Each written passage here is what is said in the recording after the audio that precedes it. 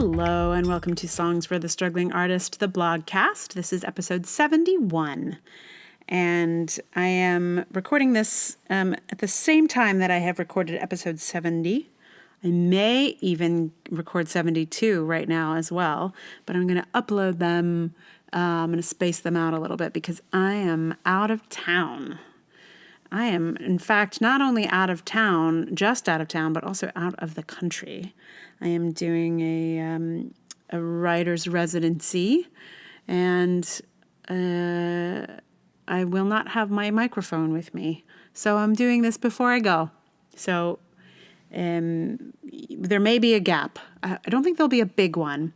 There'll either be a gap or there's going to be like an episode that is going to have shittier sound quality.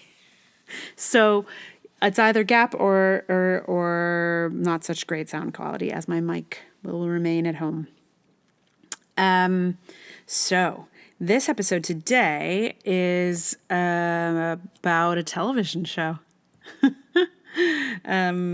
that I loved, and I will tell you more about it in the blog.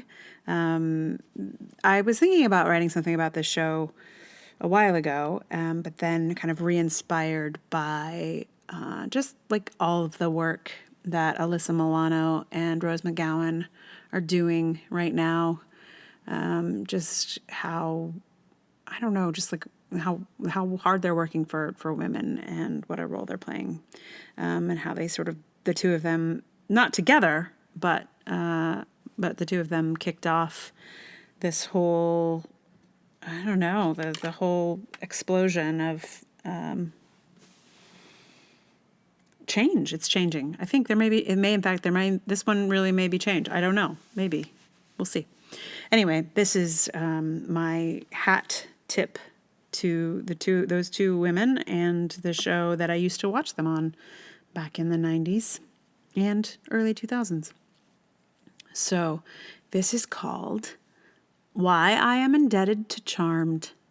Yes, the TV show.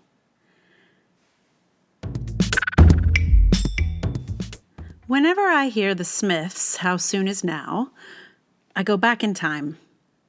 Not to when I used to listen to the Smiths in college, but to the song's time as the theme song for Charmed, my favorite guilty pleasure TV show of the late 90s and early 2000s.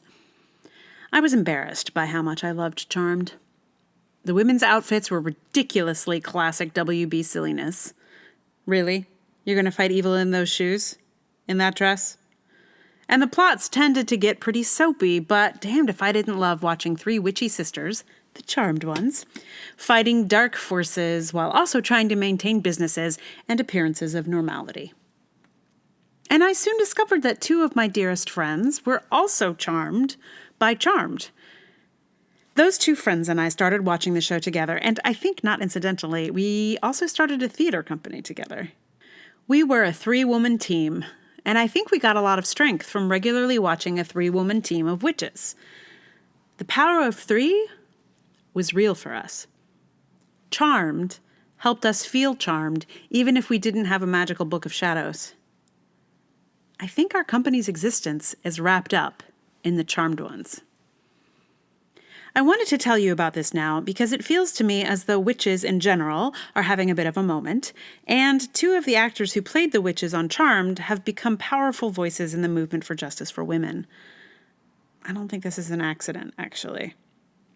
I think that embodying powerful women, even if that power is fictional, helps show you that you do have power, even if it isn't actual magic.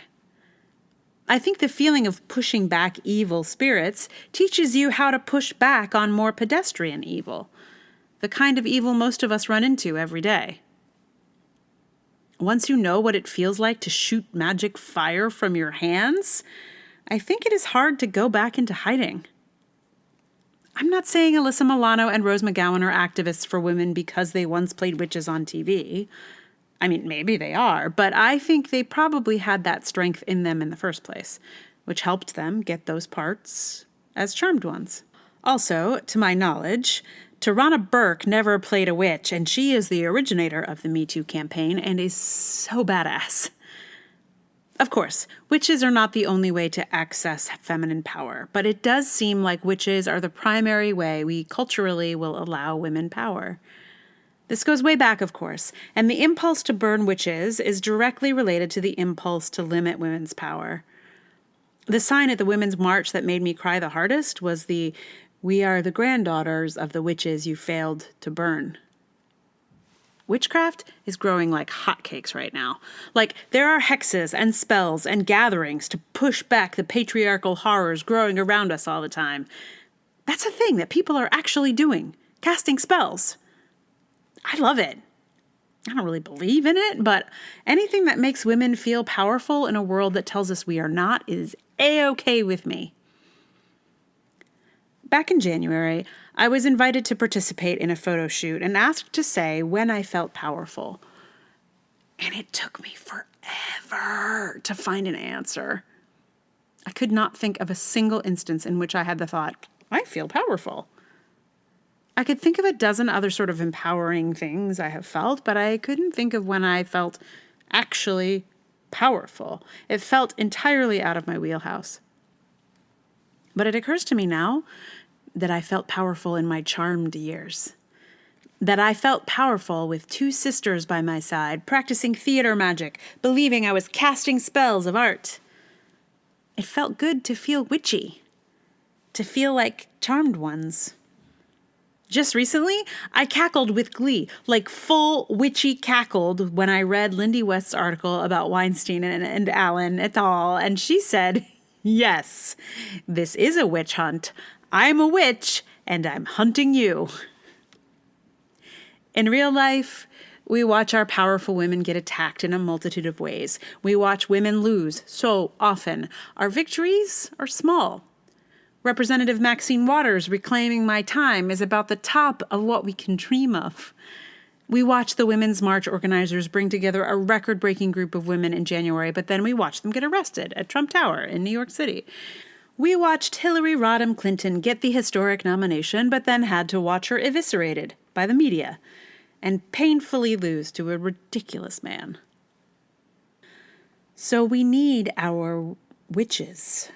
We need to see women who can win every time. We need to pretend to be them and know what it feels like to win so we can keep winning. We need our charmed, even if it might be a little silly. Some of the lyrics from How Soon Is Now that were in the titles of Charmed were, "I am the sun and the air," and "I am human and I need to be loved just like everybody else does." And now that I think about it, it's actually one of the sweetly potent parts about Charmed. It was three exceptionally powerful witches, the sun and the air, but they got to be human, just like everybody else does. They dated or got married or slept around and just generally had a fun human time while fighting the forces of evil with their magic. The charm of Charmed was being both witch and human, both powerful and woman. And a little coda to this post. As many of you know, I record an audio version of the blog via my podcast, which you are listening to right now. At the end of almost every post, I include a song, including this one. For this one, it was obvious that I needed to do How Soon Is Now. So I looked up the lyrics and the chords to start learning it and had a funny revelation. The lyric is not "I am the sun and the air." It is "I am the sun and the air." That is, I thought it had been spelled S-U-N and the A-I-R, and it is in fact the S-O-N and the H-E-I-R. All these years, I was sure it was the sun and air, S-U-N, A-I-R, and it is in fact the sun, S-O-N, and air, H-E-I-R. What I thought was a sort of pagan animistic declaration is in fact a lineage of maleness. Hilarious. But I think the show's title sequence is edited in such a way to suggest the more pagan reading of those words. For example, on the word sun, a much brighter shot appears in the titles, like a light turning on, and moments before air, a candle is lit. So on a show about the witchy power of women, the theme song takes on a different meaning. That is, Morrissey may be the sun and the air, S-O-N, H-E-I-R, but the charmed ones are the sun and the air, Sunair.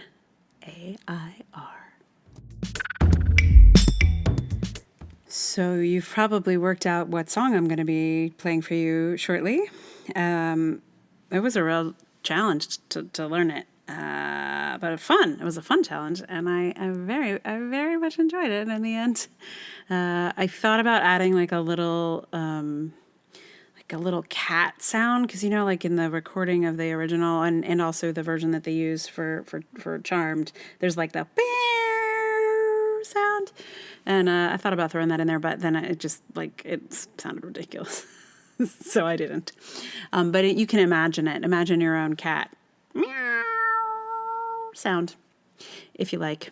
So that song will be coming up in a moment. Meanwhile, I would like to recommend a podcast to you. And oh, how I wish that I listened to a podcast about witches. I really wish I had one of those to recommend to you, but I feel this is a lack in the podcasting world. If you know of a podcast about witches, please send it my way, because I could use it. But I will recommend instead, what was I going to recommend? Oh, Invisibilia. I think I haven't recommended that to you before. Most of you are probably pretty familiar with Invisibilia. It's kind of a big hit podcast in the NPR podcast family. But it is kind of about the things that are operating in our lives that we don't see. So it's a little bit witchy, but it's actually scientific. So it's like witch science, and it is hosted by 2 or 3 women, depending on the season. It's like modern witchery, because it's looking at kind of the underlying, social things or scientific kind of habits that we have in terms of how we socialize. I can't sum it up very well. It's like Radiolab, but with ladies. And there will be more about Radiolab in the forthcoming episode, by the way. But meanwhile, enjoy Invisibilia. And here is How Soon Is Now by the Smiths, sung by me. How Soon Is Now.